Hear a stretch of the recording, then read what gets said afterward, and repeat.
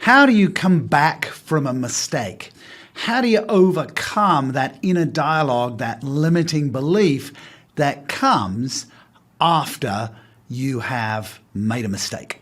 Hi, I'm Andrew Bryant, and on this channel I talk about self-leadership, leadership, presenting both virtually and in person. So if you are coming here for the first time, make sure you subscribe for lots of content on your both personal and professional development for your career. So we've all made mistakes. We've all done something that we could have done better. But then we get a second opportunity. We get a chance to do it again. Maybe we did do a presentation and it didn't go well. Now we have an opportunity to redress the balance, to reestablish our personal brand. But inside our head, it's going, oh, but what if I stuff up again? You become like the golfer that is holding the club and saying, must not put it in the bunker, must not put it in the bunker. You and I both know the ball's going in the bunker. Let me share with you a story of somebody I'm currently coaching. This is a successful executive in a very well-known company who actually got promoted to a team leader, had a large group reporting to him, but he made a mistake. The mistake that he made was around expectation setting. When his team weren't performing, he wasn't clear about articulating that gap in performance. He was kind of nice to them. He wrapped the feedback in cotton wool. But then when it came to performance review time and that they had missed their targets and he had to give them the cruel truth, it didn't go well. And in fact, his organization decided to put him back in an individual contributor role. But now he has the opportunity. There's a role for him. And his inner dialogue is, but what if I stuff up again?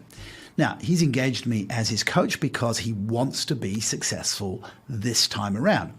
And he said, I've listened to your materials on self-leadership and I've heard about this limiting belief, this inner dialogue, and I've identified this as mine.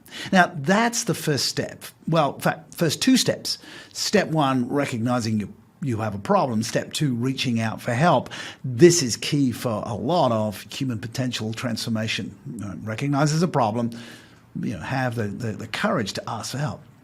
And he's tapped in, this is my limiting belief, right? I'm gonna mess up again. And I go, well, there's a couple of ways we can do this. Firstly, let's look at the belief. How realistic is it, or how much of a falsehood is it? Well, is there a level of reality that you can make a mistake again? He said, yeah, it's a reality. I said, great.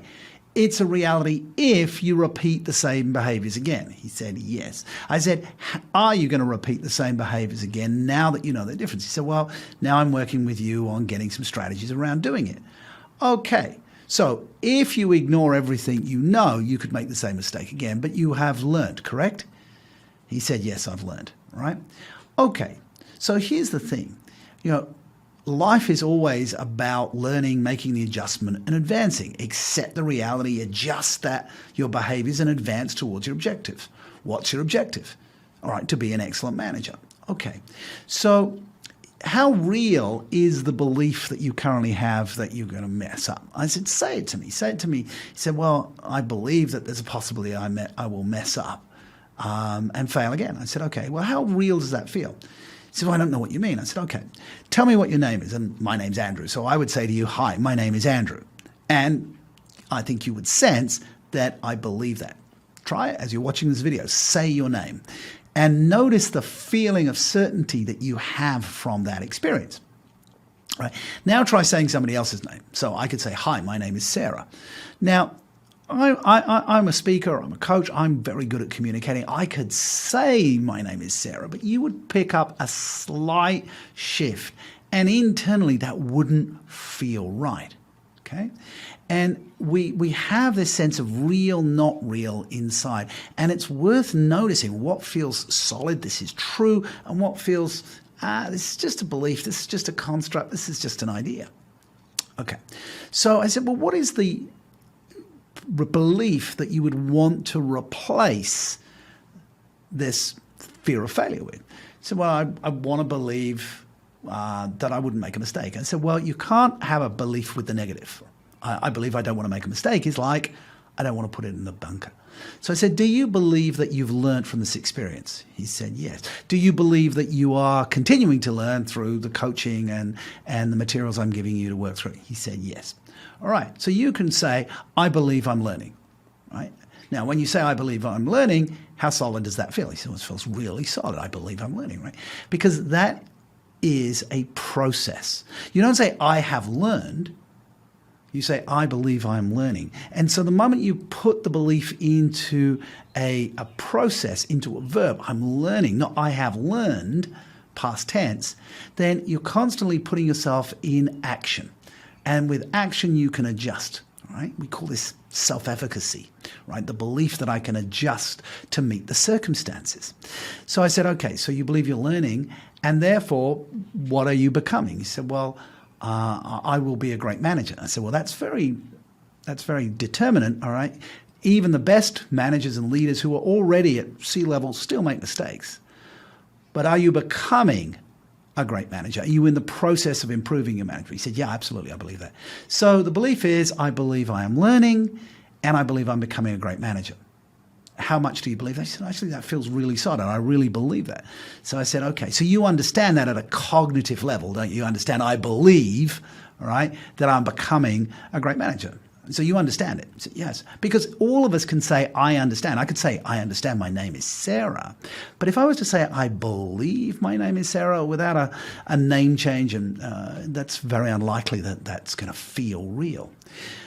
So once we can say, I understand something, I understand I'm learning, I understand that I could get better, all right? I understand I'm becoming a better manager, a better presenter, a better father, mother, son, daughter, teacher, whatever it is that you're becoming, right? Once you believe that, then it puts you in process.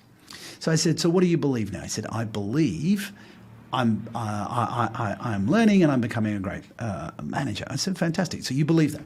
And I made him say it 2 or 3 times. So he really got it into his neurology. Because when we believe something, we feel it in our body. Understandings are in our head. There's no emotion to them. But when we believe something, it's in our body. Think about people who really believe in fitness. You can feel their belief in their muscles, in the way they hold themselves. So when somebody really believes something, they walk the talk. Because when we believe something, we make a decision. I'm going to do this and I'm not going to do that. Right? So I said to him, so you understand?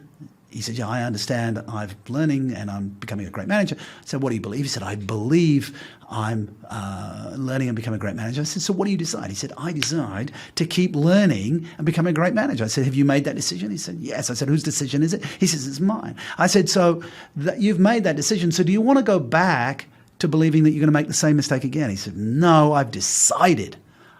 And that's a really powerful thing in self-leadership. Is when we make that decision, we cut through, like an incision cuts into, we decide to do something different.